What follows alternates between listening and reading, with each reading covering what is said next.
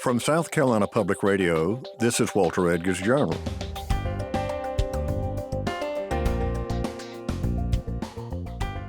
I'm Walter Edgar, welcoming you to our podcast series about South Carolina culture and history, with a nod to all things Southern.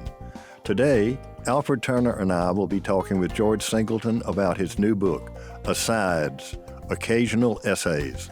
George Singleton writes with heart and a humor that will resonate with most folk, but particularly with those of us raised in the South. In this collection of fascinating and curious essays, George explains how he came to be a writer, how Laugh-In's Henry Gibson is to blame for his literary education, and why Aristotle would have been a failed philosopher had he grown up in South Carolina. George, welcome back to the Journal. It's been too long. Yeah, thank you, Walter. I guess I need to explain to our listeners. They know who George Singleton is.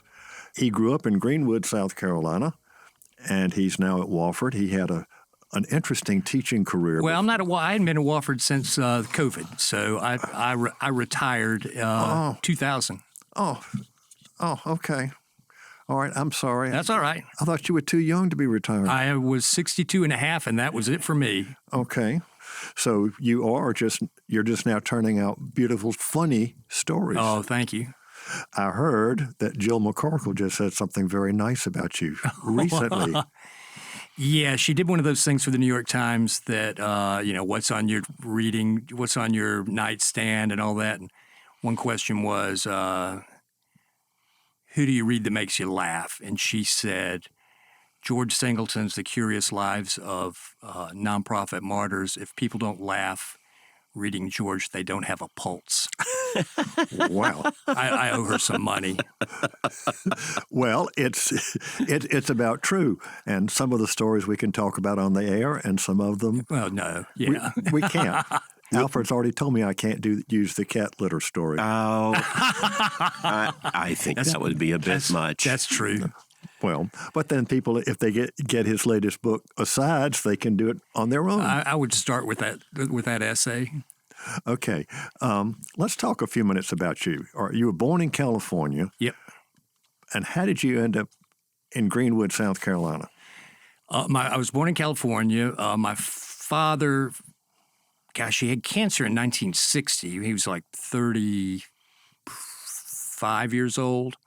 He fell 45 feet into the empty hold of a merchant ship in 1963, broke 57 bones. They brought him in up the Columbia River in Oregon, a small hospital. They started just shooting him up with morphine at the beginning. After a few days, some good country doctor said, let's start patching him up. And back then, they didn't have hip surgery like they do now. They just started putting nails in his hips. And that was in 63. In 65, we moved to South Carolina because that's where his father and stepmother lived. So you had a family connection. Yes, my grandfather lived in Greenwood. And you have a lot to say about Greenwood in your stories. You know, it has the widest main street in the United States. Second biggest population of albino squirrels. And it's got a train museum. Oh, yeah, it does, yeah. Yeah. So, and so you grew up in Greenwood, which is kind of fodder for some of your stories. Well, I think any small southern town, I'm one of those people, I'm 65 now. I couldn't wait to get out of Greenwood when I was 18 years old. But then the older I get, the more I want to go. I love going back to Greenwood and going to, old restaurants that I used to go as a child and just driving around, going up to Hodges, South Carolina is where my grandfather ended up moving. But any small town, I would say in South Carolina, I have one essay in here about how Aristotle couldn't live in South Carolina because he believed in moderation and everything in South Carolina is excess, and I think that's good for a writer. I mean, it's just fodder, yeah. Well, you mentioned Hodges, and you used to go hear bands up there, right? Oh, yeah, Jackson Station. That was just kind of a magical, weird place run by Gerald Jackson and his partner, Steve Bryant. And something bad happened where Gerald got into a scuffle. A guy hit him in the head with a pickaxe. He was here in Columbia at the VA hospital for years and years and years, and Jackson Station just kind of died off, But people don't understand that band circuit. Oh, yeah. Jackson Station was on it was not in a metropolis, but it's where I would say second-tier bands. Or bands on the rise, band. all those bands from Athens and from Atlanta. A lot of bands going from Atlanta to Charlotte or somewhere else. Bob Margolin, the blues guy who used to play with Muddy Waters, was there often. What's that guy? Nappy Brown, who lived in this area. He was there a lot. No, Widespread Panic. They played there. They were great bands. The Accelerators. It was fun. And so for somebody as a young teenager, this was really a great place to go. Oh, it was. I think they opened up when I was 17 or 18. Back then you could drink when you were 18 in South Carolina. And then when I was in college, I went to Furman. A lot of my friends were from up north. They kind of made fun of the South, I guess. And I went, come on, stay with my parents for a weekend. I'm going to take you to this bar. And boy, they just fell in love with that place. Yeah. Yeah. You're at Furman and you're majoring in philosophy. Yeah, that was, I don't know what, I took my first class, intro to philosophy, my first trimester there, and loved it, and then I took some more classes, and by the end of my sophomore year, my father, who had a 10th grade education, real blue-collar guy, and he said, what are you going to do?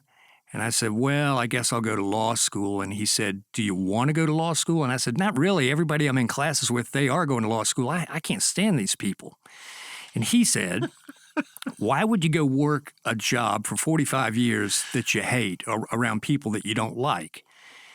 Do what you want to do. And I said, well, I really want to study philosophy and I want to be a writer. And he said, okay, do that. So I did. That was great. Thank you, Dad. After I graduated with my degree in philosophy, and I was a house painter, I was a dishwasher, I worked at a Budweiser warehouse thing. You had totem privileges, or took totem privileges in the warehouse, right? Yeah. That's one of your stories. Yeah. I kind of maybe, well, I took that, I made a B in ethics, so if I'd have made an A, I wouldn't have been stealing beer, but my father used to call me up like at 4:30 or 5 o'clock in the morning. Sometimes I would just be getting in. I'd say hello. And he'd say, hey, I'm looking at the want ads. I don't see philosopher for hire. Ha, ha, ha. And he'd hang up the phone on me. He did that a lot. Hey, well, but actually, he did what a dad, if you want to do it, do it. That was great. Yeah. That he just gave his approval. He died when I was 23 or 24. So I had a manuscript of a bad novel, the first thing I wrote in college and right out of college, and I had it hidden, I thought, in the basement. One of those other times that he called, he started just reading from it. He had found the manuscript, and I'd stolen one of his stories, I think, and he said, that's not really how it happened. And then he started telling me how something really happened. I said, I know, Dad, but I got to make things up. It's fiction, and just because the way things happen doesn't make it all that interesting in fiction. But he knew that I was writing, so that's good. Okay. And your first big hit? Well, the first story I ever had accepted, like at Southwestern Journal, I thought that was a big hit just because it was the first thing. But the first big thing where I got paid a little bit was Playboy magazine back in 1993. And that caused you some trouble. A friend who'd supported your writing, and you gave him a copy of Playboy with your article in it. Oh, and then his daughter got all mad. Yeah, I mean, he was an adult. He lived next door to me as I was growing up. And then his daughter, who's evangelical, has just badmouthed me ever since, I think. And this man's, I don't even want to mention their names, but his grandson is a great writer and a scholar up at Appalachian State now. He's the one who told me about this whole story. I didn't even know about it. Yeah, they didn't realize that serious writers wrote in Playboy. I don't think that story had a curse word in it. It had no sex, no naked people. It was that's probably the most family friendly story I've ever written. Speaking of families, you found your fifth cousin twice removed, or she found you. She found me. Now that we got to explain to some folks about how, I mean, Southerners do track people down, but you don't think she really is your fifth cousin twice removed. I think she probably is, but, that's the reason why I won't do that Ancestry.com. I don't want people, to find me or anything. But this woman wrote a letter to the college where I worked, to like the communications department, and she said, "Did you know that George Singleton's great-grandfather was shot and killed as he was trying to rob a store in Augusta, Georgia, back in the 30s?" And so the communications person forwarded me the email, and I went, "Well, what the heck? Does she think I should get fired or something because I got some ne'er-do-well in my background?" So I wrote the woman back and said, "What's this all about?"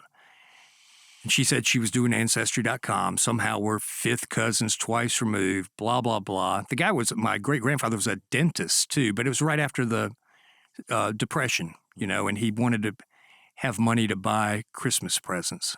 It's a story, but he got shot and killed. And then it was in all these newspapers. She sent me articles from like Richmond, Virginia, Augusta, Columbia, all over the Southeast. His name was Marcus Vaughn. And where was he actually living at the time? He was in Augusta. Augusta. He lived in Augusta, yeah. Do you keep in touch with this kinsperson? No, I don't. I think I've changed my email twice or three times just so that doesn't happen again. Well, folks, particularly Southerners and especially South Carolinians, do like to trace the family tree. Although if you go back to saying you're descended from a 1670 settler of South Carolina, and they're not all of those many 1670s. Going back that far, you have something like 16,000 direct forebears. Now you're tracking one family line. Yeah. What did all the others do or not do? Yeah. So let's talk about some of your stories, and I think it's interesting who your literary model was, or your favorite writer, which you'd have to know 60s TV, your writing mentor. Henry Gibson. Now, most folks don't know Henry Gibson. If you didn't watch Laugh In. Or Murder, She Wrote. He was on Murder, She Wrote a lot. He was also in Nashville, that great movie. He was in Nashville. Yeah. Yeah. But I didn't know he wrote. I did not know he wrote. Oh, he wrote those little poems on Laugh In. And, growing up, I didn't think anything was fun. I didn't think you could write anything funny. Later, like in high school, when I was reading like Wuthering Heights and all the Charles Dickens and Ethan Frome and stuff, I went, man, these things are, depressing.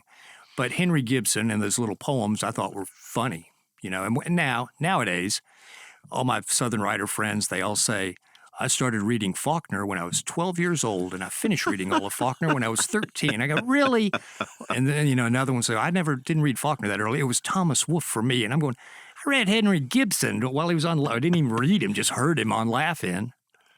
Well, and interestingly, because I went and checked Gibson, and he started his career doing stand-up comedy, and he portrayed a poet from Fairhope, Alabama. Oh, I've been to Fairhope, and it's right next to Mobile, where you're from. Yeah, that's where I grew up. I mean, so here's a guy from Philadelphia who started his career pretending he was from the Deep South. Now, that's got to say something about our humor. Yeah. I did not know that about him. I met him in Greenwood, the Festival of Flowers. Yeah. He was the Grand Marshal one year, and my parents had a friend named Tom Reynolds who was in charge of their seed catalog. He was an artist, and he got Henry Gibson here. So I ran this 10-mile race, and I didn't run very well. I had a sprained big toe, which hurts to run with. But then when I got a trophy or whatever for my age group, and Henry Gibson gave it to me, and I was starstruck. I was also only 17 years old, and I was probably a foot taller than he was. He was a short man. Well, is there anything from that essay that you would like to read about Henry, or is that? I'll read anything. Well, how about something you wrote, preferably? Yes, something. Elmer Fuddpucker. Now that is a real person, Alfred. I'm not making. What is that? Sex symbol of the South. I'll read that. Yeah. Do I need to do a disclaimer? I don't think so. I'm kidding. If I'm I come kidding. across a bad word, I'll. Yeah. I mean, Just say beep. Elmer Fuddrucker was a real person. Oh yeah. Gosh, I wish I had pictures. I'll take a picture of the album. I have an album on my bookshelf that I'll send to y'all. Okay, here we go. It's called The Sex Symbol of the South. Oh man, oh man, oh man, oh man, oh man. Elmer Fuddrucker Sr. I have no clue what any of this means or how it happened. Trust me on this one. A man named Elmer Fuddrucker Sr. showed up at our house more than once for 3 days at a time, back when I might have been 13 and 14 years old. He showed up in a black limousine with a man named Lester Vanador. I didn't get it. Why would these people be showing up to our little 1,400 square foot house? My father's friend, Mr. Beasley, the public defender, had something to do with it. Somehow on the side, he worked Nashville singer-songwriter contracts. I'm serious. And somehow, at least once, he brought Mr. Vanador and Elmer Fuddrucker Sr. down to Greenwood, South Carolina. Go to Google and type Elmer Fuddrucker Sr. See that photo from his album Sex Symbol of the South. It's that dude, famous among truckers with 8-track players back in the day. For some reason, I thought that Lester Vanador worked as a manager for Elmer, but that's not true. A, Elmer's real name is Hollis Champion. B, Lester was a singer-songwriter in his own right. Aside. While looking up stuff, I found out these two men had something to do with Mac Vickery and that he wrote a song called Meat Man and that Jerry Lee Lewis covered it. It's amazing. Go listen to Meat Man and then come back here. And a couple of things, being a historian, I looked up Hollis Champion, and he's from Decatur, Alabama. Yes, I knew that, yeah. Which is the other end of the state. Yeah. I mean, being from the Gulf Coast, that's just a part of the world we don't. You know, it's a different world. It's a different world.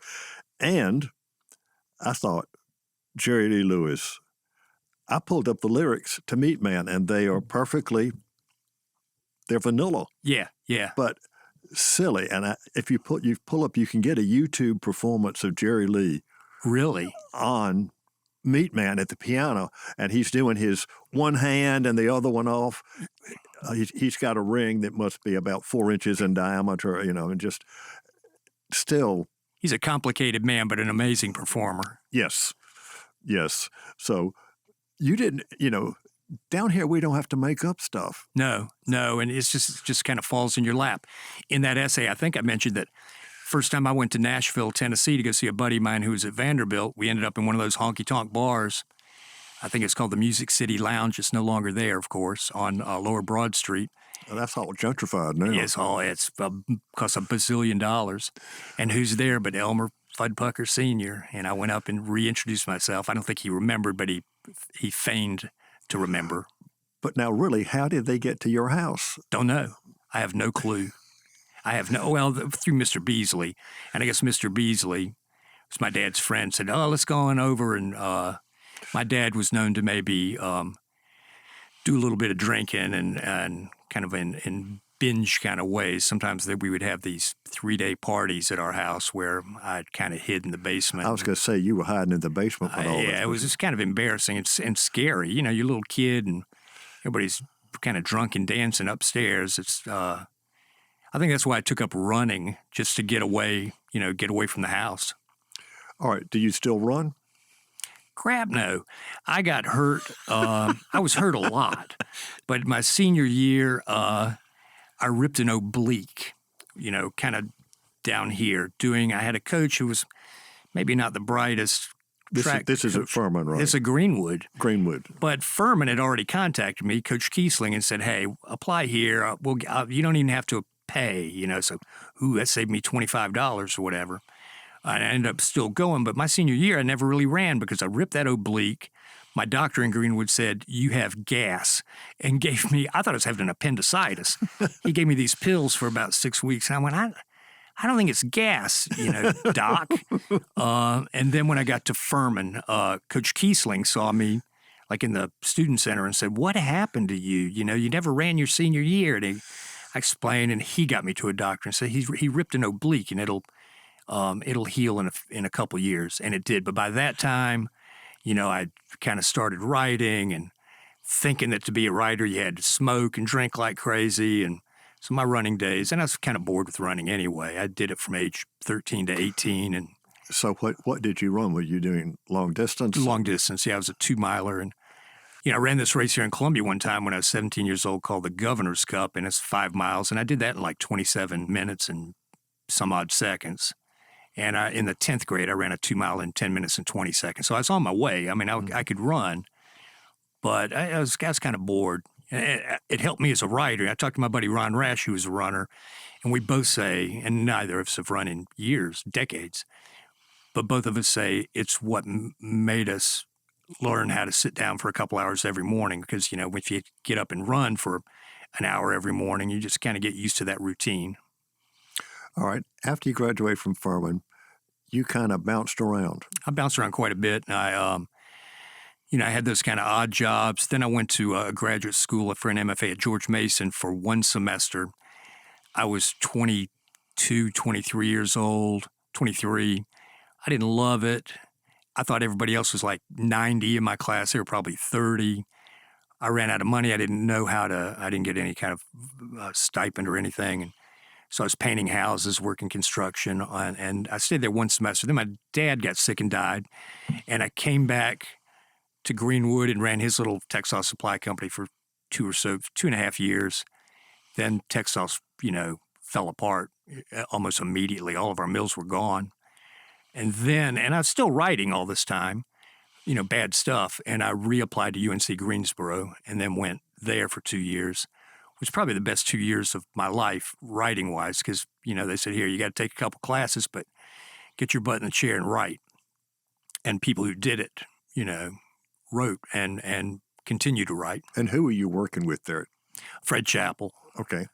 Fred Chappell, Lee Zacharias, a man named Bob Watson, Robert Watson. That was it for workshops, really. Well, and then you started teaching, and it's in some of your stories. And as a former teacher, I can say some good things and some bad things. Not about your stories, but just about the experiences. Yeah, I taught down at Francis Marion from 86 until 91. And, that's when I started writing short stories because I was teaching 4 class. Teaching is not digging ditches or anything. It's not roofing. But it takes up a lot of time grading papers and all that. And I thought, man, I got to grade all these papers. I had 100 students. They were writing an essay a week, at least. So I started writing short stories. But by this time, I had written 3 horrendous manuscripts for novels. So I had kind of found a little bit of a voice. And I also started reading short stories a lot more and kind of went from there. Things started clicking then. I think the titles of your books tell us a lot. These People Are Us, The Half Mammals of Dixie, which is, I think, the first time we had you on the show. Might have been. No, but, that was, and that story was in Harper's. So that was another one where it was kind of a big jump for me. Okay. Why Dogs Chase Cars, Novel, Drowning in Gruel, Work Shirts for Madmen, Pep Talks, Warnings, and Screeds, Stray Decorum, Between Wrecks, Callous Town, Staff Picks, You Want More, The Curious Lives of Nonprofit Martyrs. Yeah. And your most recent called Asides. Yeah. Now, see, you call them essays. They're just little personal essays. What happened was pandemic hit. For some reason, I just started reading a bunch of people's essays, and I went, man, these are really good. Then I thought, Matthew Fulmer had a couple books of essays, and Margaret Wrinkle has one called Late Migrations I liked a lot. There were tons, and I'd been reading Boy with Loaded Gun by Lewis Norden that I always loved. And I thought I should get together all these essays I've written over 30 years and make it into a little collection of essays. Well, unfortunately, Walter, I just don't save anything, so I had none of the essays in my computer. I had not saved any of the magazines, really. I had a few. Some of them were in books, and I didn't have the books. But COVID hit. What else am I going to do during a pandemic? So I found some of them online and printed them out and retyped them. Some I had to order the magazines, and then get the magazines, retype them. So it took me 6 months to get all these that had already been written, Did you get the one from Playboy? Well, that was a short story, Short story. yeah. You don't count that, okay. No, these are all essays, and I called it asides because I noticed that I have this quirk of trying to tell a story to someone, and then something else will pop in my mind, and I'll say, as an aside, and then I go off on that story for a little bit, and usually I've forgotten what I originally started talking about, so that's why I called it that. Also, asides, because since they're all essays, it's kind of an aside from what I'm better known for is writing fiction, short stories. I'm looking here at the contents of asides, and I'm seeing some titles that are they're grabbing me. For one, How to Write Stories, Lose Weight, Clean Up the Environment, and Make $1 Million, where I discovered narrative possibilities, possibly, and a fine restaurant in Nowhere, South Carolina, run by a man named, is it Sue? Sue. Yeah. Yeah. Run by a man named Sue. X-U-E. It's Vietnamese. Right. Yeah, he's Hmong. It's in Easley, and it's called Dozo. He now has 2 of these restaurants, one in Powdersville and one in Easley. I wrote that for Oxford American, and boy, he's got it framed. He has that article framed in his on the wall when you first walk in the door. He had a fascinating story. Sue Yang, great guy. Any of these in particular you would like to share with us? I'd like to read the one about, I gave a speech one time at an induction of the South Carolina Academy for Authors. Ron Rash and Dot Jackson and William Price Fox and I were inducted.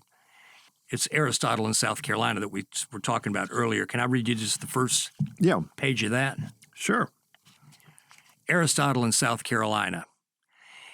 Aristotle could not have written the Nicomachean Ethics in the state of South Carolina because that tome is all about moderation, and South Carolina is a big old state of excess only. There is little notion of moderation. We have the beautiful Grand Strand, plus the bottom end of the Blue Ridge Mountains. But then we have that Savannah River nuclear site in Aiken County and the nearly disastrous atomic bomb hole near Florence and Mars Bluff. We have the classic row houses of Charleston, plus more people living in trailers per capita than anywhere else in the United States. We have produced Strom Thurmond of the Dixiecrat era and the forward-thinking Reverend Jesse Jackson. We have BMW, Michelin, and Sunoco, and we have cotton mills that have either burned down mysteriously or faded into skeletal remains to be renovated into outlandishly priced condominiums.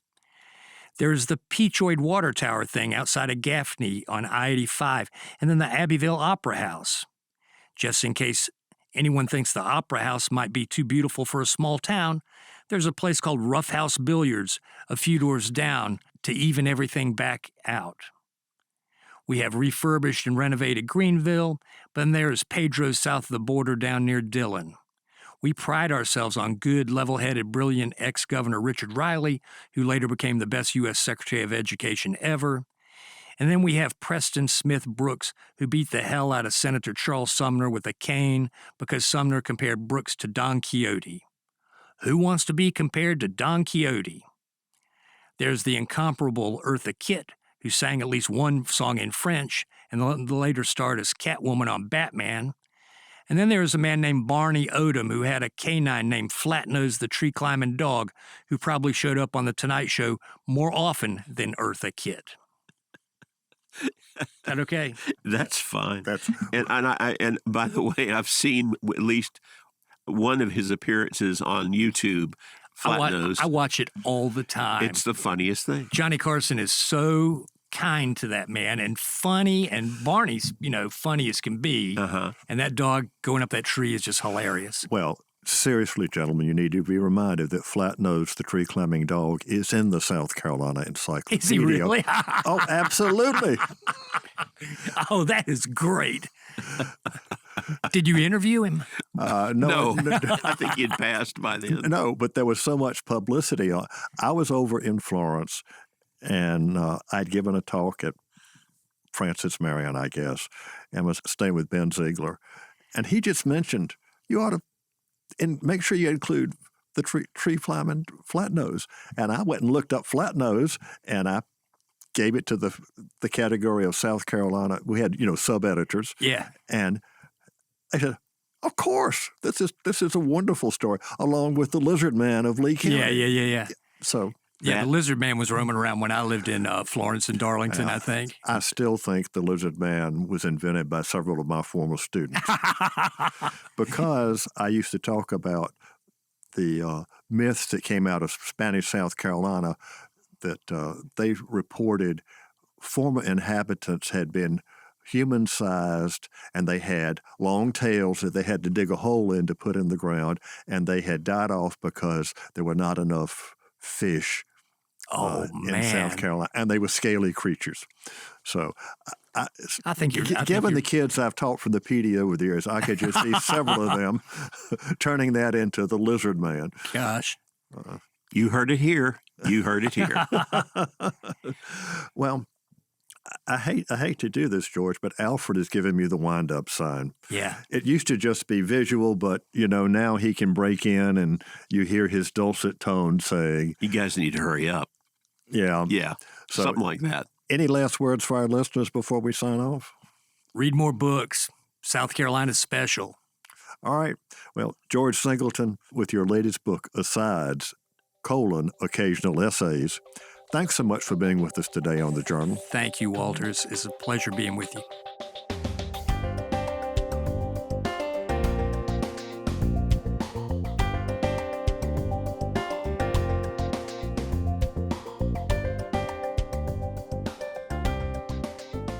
It was a pleasure having George Singleton back on The Journal. His new book is a bit different from his others. Instead of short stories or a novel, George has graced us with a collection of essays. These essays are humorous, some are nostalgic, and all of them will resonate with anyone raised in the South. Walter Edgar's Journal is a production of South Carolina Public Radio. I'm Alfred Turner, and I produce the show, which is made possible by listener contributions to the ETV Endowment of South Carolina. Remember, the views and opinions expressed on Walter Edgar's Journal are not necessarily those of South Carolina Public Radio or its underwriters. New episodes of Walter Edgar's Journal are published on the first and third Fridays of the month and are available at southcarolinapublicradio.org, on the SCETV app, as well as on your favorite podcast provider. We'll talk again soon.